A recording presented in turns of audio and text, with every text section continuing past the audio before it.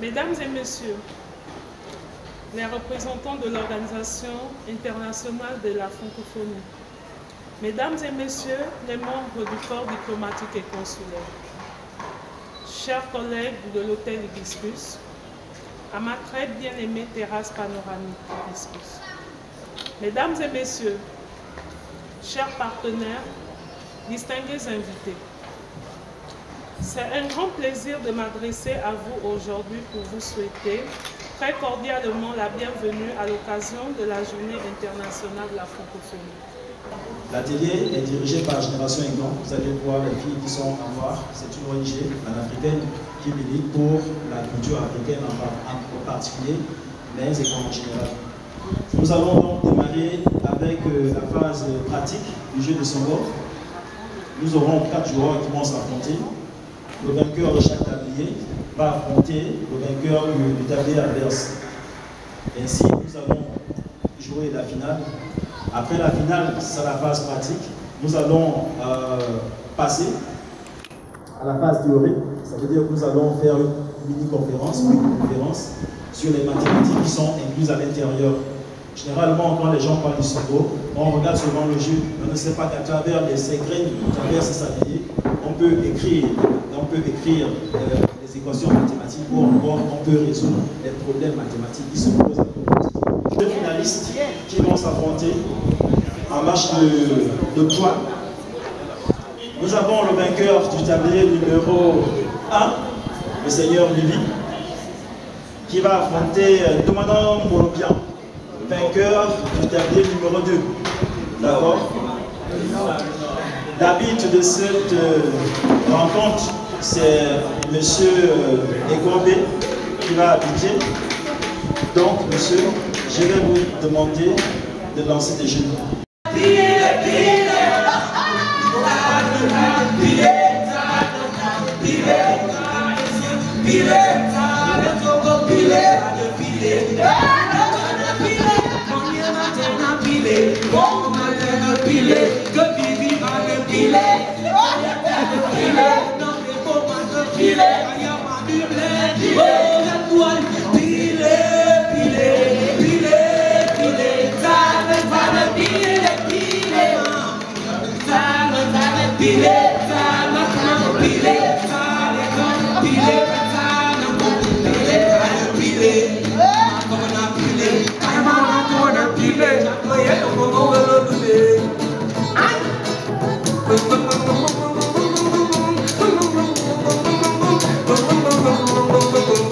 Notre conférence a pour thématique le Songor, un outil d'apprentissage et de transmission du savoir scientifique.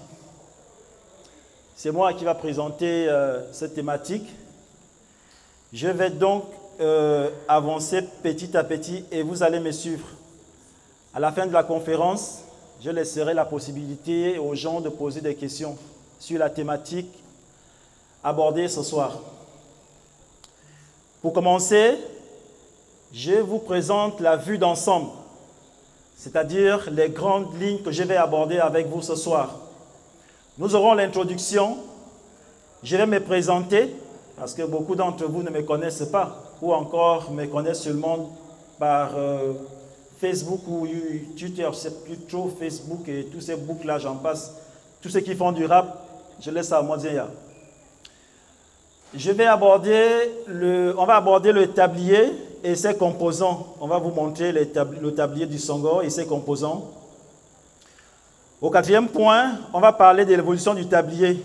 Comment le tablier a évolué jusqu'à aujourd'hui. Nous allons aborder au 5e point les mathématiques dans le Songor. Après, nous parlerons du langage et des chiffres importants. Nous parlerons des avantages pour les jeunes. Pourquoi les jeunes doivent jouer au Songor. Nous allons montrer quelques initiatives prises jusqu'à aujourd'hui au Gabon. Et enfin, nous allons conclure notre thématique. En ce qui concerne l'introduction, je ne sais pas si les gens qui sont loin arrivent à voir ou ma voix vous suffit. Ma voix. Est-ce que vous arrivez à m'entendre au fond là-bas? Je suppose que oui. Merci mon frère. Au moins toi, tu as levé ton pouce. Au niveau de l'introduction, je dirais que parler du Songo, c'est parler d'un jeu de société, d'une culture, d'une tradition mathématique, d'un sport cérébral du peuple Ayon. Lorsque je dis du peuple Ayon, je dis également du peuple Ekan. C'est ce peuple-là qu'on retrouve au Gabon au nom des Fons, mais tous au Gabon ne sont pas des Fons. Lorsque je dis au peuple Ayon, c'est ce peuple qu'on retrouve au Cameroun au nom des Boulobeti, mais tous ne sont pas des Boulobeti. Bref, je parle donc de ce peuple-là. D'une manière générale, c'est l'un des noms par lesquels on désigne le jeu de sémailles africain, parce qu'il s'agit bien d'un jeu africain, au Gabon, au Cameroun, en Guinée équatoriale et au Congo, terre que vivent les peuples issus du peuple Ekanda. Le jeu, comme je le disais tout à l'heure en journée, pour ceux qui étaient là lorsqu'on a fait la pratique, le jeu se pratique par deux joueurs assis face à face autour d'un tablier rectangulaire dans lequel ils vont se partager à tour de rôle 70 graines. Il suffit donc de 3 étapes pour une partie de Songo. C'est-à-dire que le Songo, une partie à trois étapes. Nous avons l'étape qu'on appelle l'ouverture de jeu, c'est-à-dire chaque joueur déclenche son classement. Les footballeurs disent souvent le 4-4-2. Bon, ok. Après, nous avons le déroulement de la partie.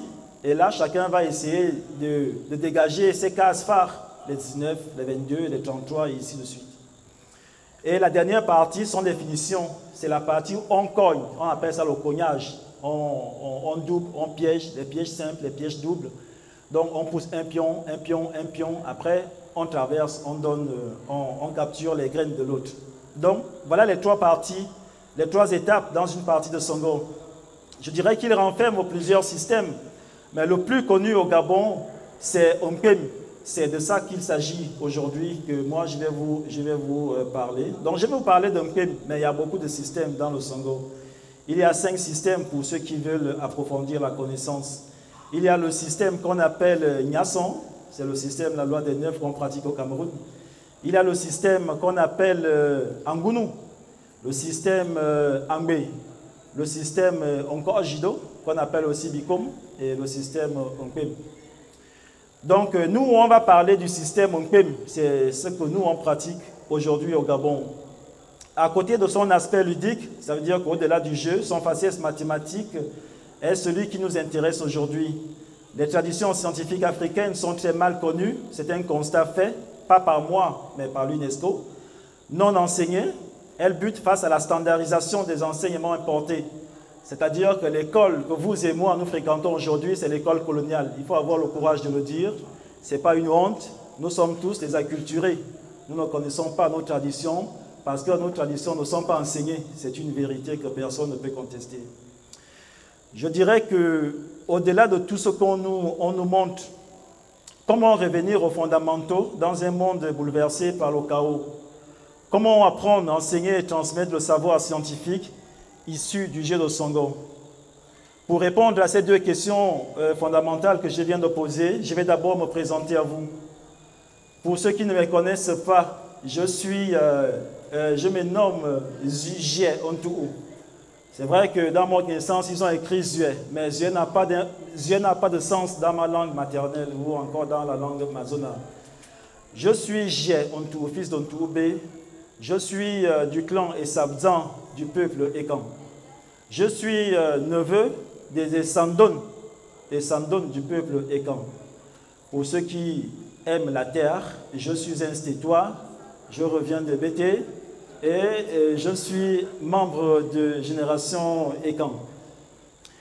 Pour m'identifier civilement, je dirais que je suis scientifique de formation, je suis ingénieur en génie civil. Je suis attaché de recherche au Centre gabonais de recherche en éthique et santé, mais je fais de la culture mon pan, leitmotiv, comme on le dit. C'est-à-dire, je m'attache beaucoup au niveau de la culture africaine, dont je suis panafricain.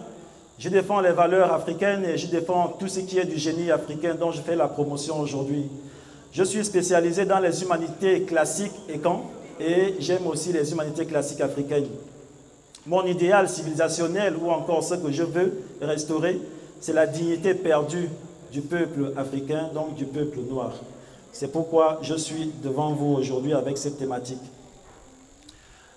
Ici, je présente aussi le tablier, c'est-à-dire les gens qui ne connaissent pas le Songo. Il n'y a pas de Songo sans tablier, mais il y a de Songo sans les joueurs. Le Songo se présente ici. J'ai mis 10 points. Au point 1, nous avons ce qu'on appelle en langue Mboson. Mboson, c'est le tablier de jeu. Au point 2, nous avons un leçon. Un leçon, c'est le joueur, c'est lui qui est assis. Au point 3, nous avons un mandat, ça veut dire les cases, la lignée des cases. Vous voyez les B1, B2, B3, B4, ce sont des cases. En point 4, nous avons c'est la grange ou encore le grenier. Ce que vous voyez sur l'écran. J'ai mis les NAS A, NAS B. Ce sont des mbeux. C'est le grenier en fait. Ça veut dire que vous ramassez vos graines et vous les mettez à l'intérieur. Au point 5, nous avons les pions ou encore le pion, onga. Au point 6, nous avons ça veut dire la barrière.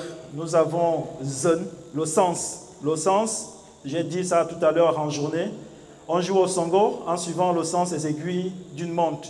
Les ancêtres, à l'époque, on disait, on suit le sens de l'est à l'ouest. Ça veut dire la migration du peuple Ekan qui sont partis de l'est vers l'ouest. Et c'est ce sens également, on va voir ça un peu plus bas, qui déterminait la disposition des villages dans les dispositions des maisons dans le village Ekan. C'est pourquoi le tablier vous présente déjà presque la morphologie d'un village Ekan. Ça veut dire deux rangées. Au point 8, nous avons Mobo, mais on ne les voit pas. Mobo, ce sont les pieds du tablier, les pieds sont en bas. Au point 9, nous avons Eto. Eto, c'est la chaise, c'est ce support-là sur lequel le joueur s'asseye. Au point 10, nous avons Onfa, c'est la rangée. Donc, le Songo a deux Onfa, Mifa, Miben. Nous avons Onfa Onoblane A et nous avons Onfa Onoblane B. Donc, ça veut dire que nous avons deux rangées. Il faut dire qu'ici, si nous avons présenté ce tablier, c'est parce que le Songo appartient aux classifications des Wari. Lorsqu'on présente les jeux de semailles africains, dans les jeux de semailles africains, vous avez deux grandes familles. Vous avez les Wari et vous avez les solos. La différence, c'est que les Wari, ce sont des jeux qui s'organisent autour d'un tablier à deux rangées maximum. Et les solos, ce sont des jeux de semailles qui s'organisent sur des tabliers à plus de deux rangées. Un tablier comme ça. Mais nous, on se limite à notre tablier qui fait 1 mètre de long. Mais les nouveaux tabliers d'aujourd'hui, fabriqués par l'éternel champion Vivi, mesurent 90 cm. On va vous expliquer les chiffres tout à l'heure. Maintenant, en parlant du tablier, nous ne pouvons pas parler du tablier sans parler de son évolution. Nous disons que le Songo part des trous dans le sol. C'est-à-dire le Songo était d'abord cette espèce de piège chez les anciens dans lequel on capturait des animaux pour ne pas dévaster notre plantation. Après les trous dans le sol, nous avons des tabliers qui ont été faits à partir des bois, ça veut dire les essences de la forêt, dont les tabliers ont été bâtis à partir des bois, des roseaux, surtout des roseaux. Le tablier a évolué lorsque nous arrivons au niveau de l'ère métallurgique. Ça veut dire qu'on a exploité du bronze, et du cuivre, du fer, et ainsi de suite, le tablier a migré. Nous avions donc des tabliers fabriqués à partir du bronze. Ceux qui ont eu la chance d'aller en France, au musée de Louvre, vous pouvez découvrir un tablier qu'on a découvert en Éthiopie, et qui daterait du 8e siècle de notre ère. Après ces tabliers, le peuple Ekan a refait les tabliers en bois. Et je vais vous expliquer pourquoi. Ce qui s'est passé, c'est que nous sommes partis de la vallée du Nil où la civilisation avait émergé, la vallée du Nil, vous comprenez, avec l'Égypte et tout. Et lorsque les Ekans avaient été contraints de fuir les ennemis, ils sont revenus à Ozamboa. Les chercheurs situent Ozamboa dans le grand Cameroun forestier, c'est-à-dire la zone de la Centrafrique, la zone du Cameroun est issue, ainsi de suite. Donc c'est ça le Cameroun forestier. Donc arrivé au Cameroun forestier, nous avons renoué avec les tableaux en bois. Aujourd'hui, nous fabriquons des tabliers avec du plastique, on appelle souvent du PVC, et mélangé avec du bois. Maintenant, vous voyez comment j'ai mis la flèche. Ça veut dire que l'évolution du tablier n'a pas cessé. Nous sommes en train de penser des tabliers du futur, comment ces tabliers vont se présenter et avec quels matériaux nous allons les fabriquer. En ce moment, je ne peux pas vous dire comment seront les tabliers du futur, mais je sais déjà que le génie Ekan est capable de tout.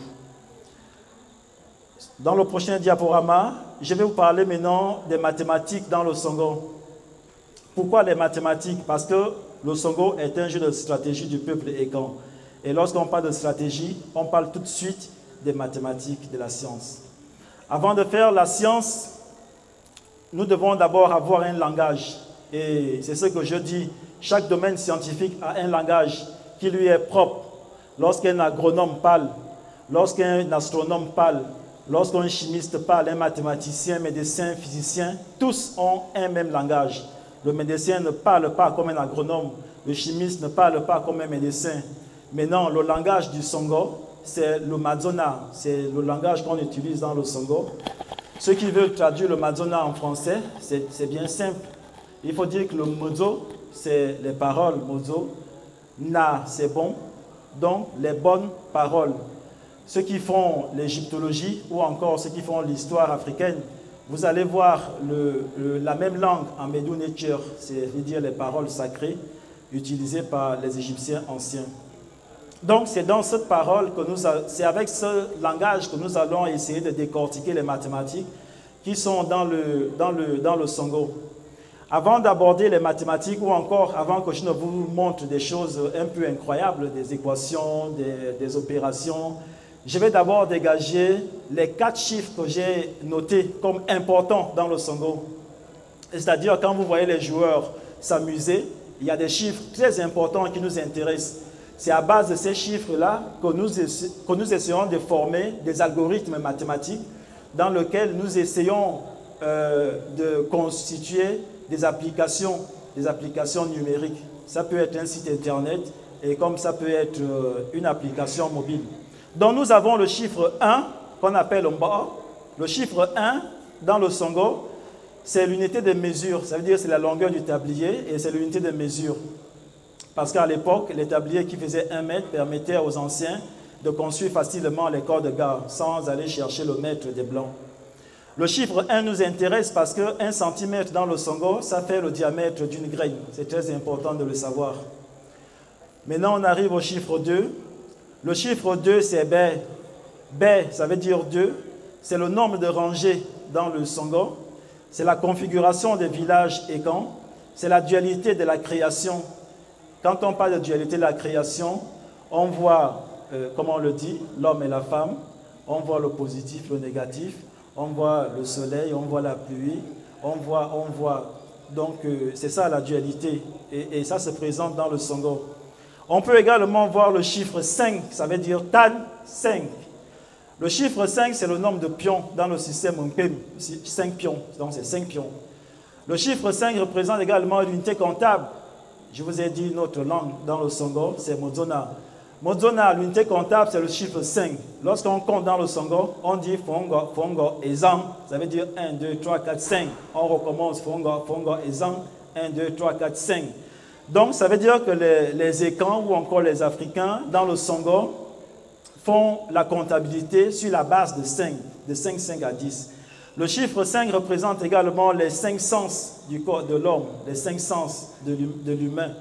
Les sens, ça veut dire lorsqu'on joue au Songo, on utilise les oreilles, on utilise le nez, la bouche, les yeux, on utilise tout ça, y compris le corps, parce qu'il y a le cas et le bas, le rat, qui se dégage lorsqu'un joueur est sur le tablier.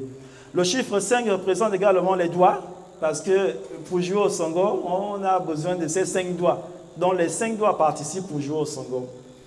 Je peux continuer comme ça sur le chiffre 5 jusqu'à beaucoup de choses. Mais on va aborder le chiffre 7. Le chiffre 7, dans la langue Madzona, on le nomme Zamba.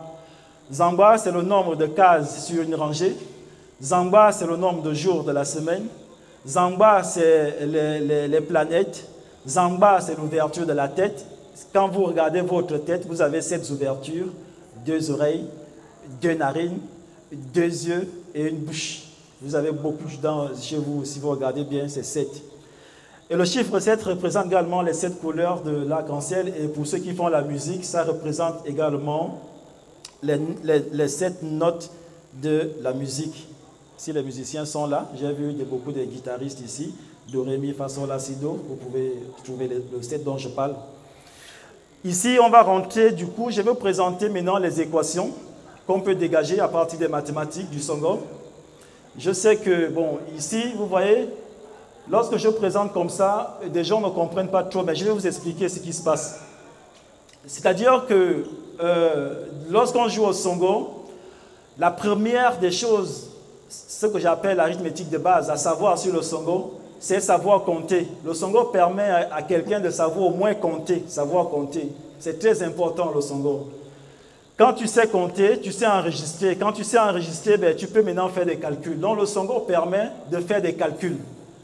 Quand tu vas attaquer quelqu'un, ben, tu bouffes. Donc tu marques 1 plus, tu dis j'ai gagné. Ça veut dire que tu as marqué 1 point. Donc le positif, c'est l'addition. Et lorsqu'on te bouffe, tu as mal. Tu dis aïe, on m'a bouffé. Les joueurs disent ça veut dire je t'ai coupé le pied ou encore je t'ai coupé la tête. Donc tu as mal, ça fait mal. On t'a enlevé une partie de toi, donc ça doit faire mal. Donc c'est ces 2 opérations-là qui vont donner naissance aux autres opérations qu'on appelle la multiplication et la division. Il faut savoir que chez nous, en Afrique, c'est la soustraction qui donne la division et c'est la multiplication qui donne c'est l'addition qui donne la multiplication. Mais il y a une seule, je dis bien une seule opération dans le système universel, c'est l'addition. C'est l'addition qui est la maman des autres opérations. Dans le Songo également, nous pouvons avoir des équations affines, ça veut dire l'équation de bas niveau. Je vous ai mis une équation de droite, vous voyez, pour ceux qui ont fait les mathématiques. G de x égale à ax plus bj plus c, et je vous ai montré comment ça se passe. En fait, ce qui se passe, c'est que on va essayer de calculer le J. On essaie de calculer le J. Le J, c'est la case où le coup va finir. Ça veut dire quand tu ramasses tes graines, tu vas chercher la case où ton coup va finir. C'est ça qu'on appelle le J. Donc, c'est une inconnue. On va chercher l'inconnu, mais avant d'aller chercher l'inconnu, on se rassure quand même on a des pions dans une case. Donc, le nombre de pions dans une case, ici, j'ai pris l'exemple du 8. Si on a 8 pions dans une case et la case se nomme J, ça veut dire la position 7, on peut déterminer le J. En lançant notre coup, ça veut dire que s'il y a un tablier ici, on pourrait faire l'exercice. On met 8 pions dans la case numéro 4. Lorsqu'on va enlever ces 8 pions pour les projeter, le coup va finir à la case numéro 5 du joueur adverse. Donc, ça veut dire que nous venons de tracer une équation affine de type numéro 1, ax plus bj. Et lorsqu'on sait tracer les droites, on peut avoir la première droite que je vous ai présentée. Ça veut dire la droite en haut. On peut également arriver aux polynômes. Les polynômes du second degré, ce sont les équations de type ax carré plus bj plus c. Et ces équations, on les détermine lorsqu'on a des cases qui dépassent déjà 15. Ça veut dire qu'on va aller chez l'adversaire au moins 2 fois. On va passer une première fois, on va passer une seconde fois. Donc, on trace maintenant des équations de polynôme 2 pour ceux qui ont fait les mathématiques. Même si dans la salle, je sais qu'il y en a beaucoup de mathématiciens ici. Donc, je n'ai aucun doute qu'on peut le faire. Ça, c'est des équations. Après, dans le Songo, toujours, on peut continuer avec des opérations. Et là, je vous ai pris un exemple des dénombrements. C'est-à-dire quoi? Ça veut dire que quand tu es professeur de mathématiques et que tu fais les dénombrements avec tes enfants, ils appellent ça les cardinaux, quelque chose comme ça. Vous pouvez donner un exercice, par exemple, ici, j'ai donné un exemple. Supposons qu'un tablier est formé de 2 rangées, de 2 lignes de 7 cases. Après, tu dis à l'élève, sachant que le grand A est l'ensemble des cases du jeu, le grand B, l'ensemble des cases de la première ligne, le grand C, l'ensemble des cases de la deuxième ligne. Tu lui demandes de faire un dessin représentant l'ensemble A, l'ensemble B et l'ensemble C. Après, tu peux encore lui demander de démontrer que le cardinal de B égale la cardinal de A égale à 7 sur la base de 10. Je vous ai dit, au son, balana, fongo, ezang. Donc, on est sur une base de 10. Après, tu peux encore lui demander de démontrer que A égale à B union C. Ou encore, tu peux lui demander de démontrer que B exclut C égale à nul. Donc, à partir de cet énoncé, l'enfant peut déjà réfléchir. Et pour mieux réfléchir, il lui faut un tablier, parce que nous parlons du Songo. Donc, je peux continuer comme ça. Bon, pris dans le temps, il faut savoir que nous pouvons faire les probabilités, nous pouvons faire l'informatique, nous pouvons faire le système binaire, base de l'intelligence artificielle, nous pouvons faire beaucoup d'opérations. Tout à l'heure, j'ai dit à une dame sur le tablier que le système, l'unité de mesure dans le Songo, c'est le BIC. Le BIC qui vient de Bikoudia. Ça veut dire que quand tu cognes, tu fais Bikoudia. Pac, pac, pac, pac, c'est Bikoudia. Maintenant, l'unité qui mesure, c'est pas, on appelle ça le BIC. Et le BIC ici, c'est le même BIC qu'on retrouve dans le système informatique, parce que dans le système informatique, c'est le système binaire. Il n'y a que 2 unités là-bas. Il y a le 1 et il y a le 0. Et vous allez comprendre que le 1, c'est positif, le 0, c'est nul. C'est ce que je vous ai dit en début de mon exposé, lorsque je vous ai parlé du positif et du négatif. Donc, ça veut dire que notre système BIC du Songo nous permet d'établir les algorithmes informatiques, base de l'intelligence artificielle aujourd'hui. C'est pourquoi les Américains viennent en Afrique, pour ceux qui ne le savent pas. Les Américains viennent ici pour prendre ce génie et aller créer des applications informatiques. Maintenant, pourquoi je parle de ça? Est-ce que ça peut servir tout ce que j'ai démontré ce soir? On va essayer de comprendre si ça peut servir. Je dis ici, lorsqu'on développe des aptitudes, le Songo permet de développer des aptitudes logiques sur des enfants. Ça veut dire que chaque jour qu'un enfant va jouer au Songo, il va vraiment apprendre beaucoup de choses. Beaucoup de choses parce que le Songo lui offre l'opportunité de comprendre les matières scientifiques les plus avancées. Le Songo, effectivement, s'enseigne sur le monde, enseigne les gens sur le monde qui entoure l'enfant et lui offre une base de vie stable et raisonnable.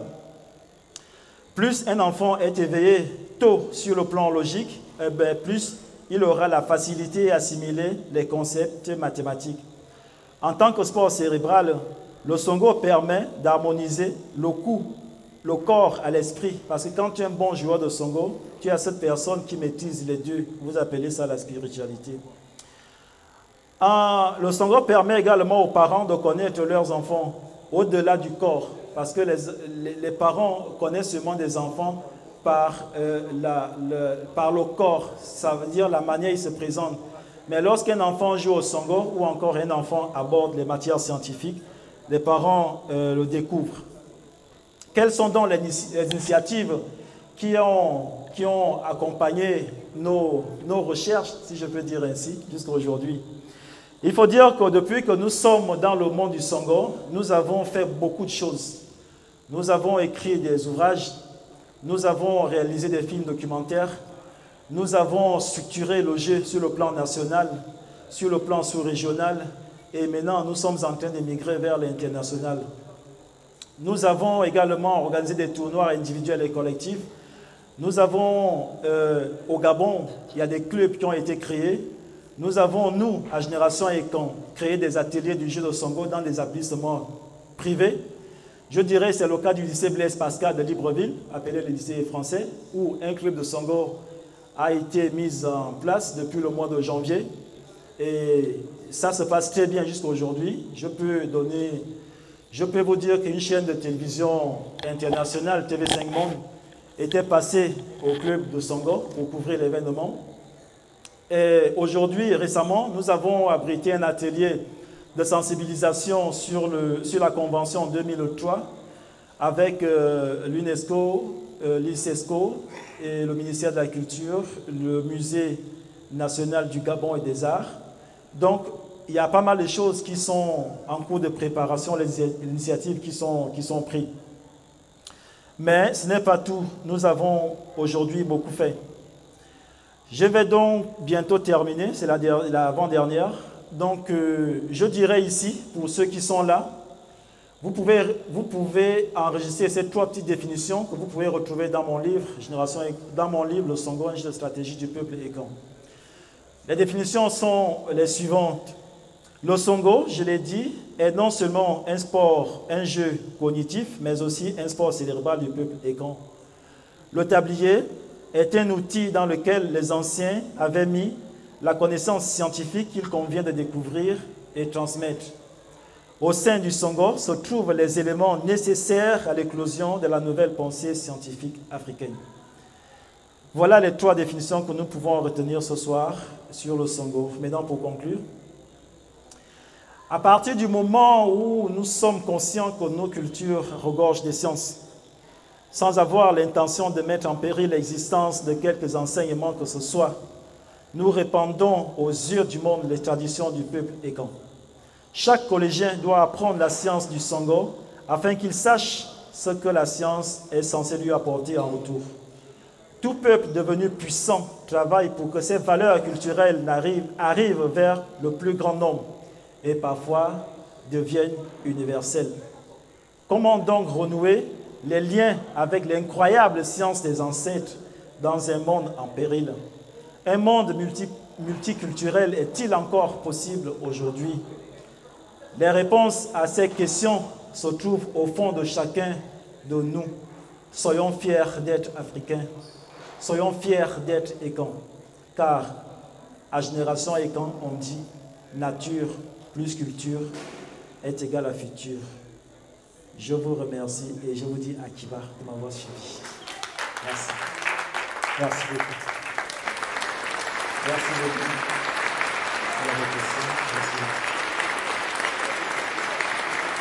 Merci.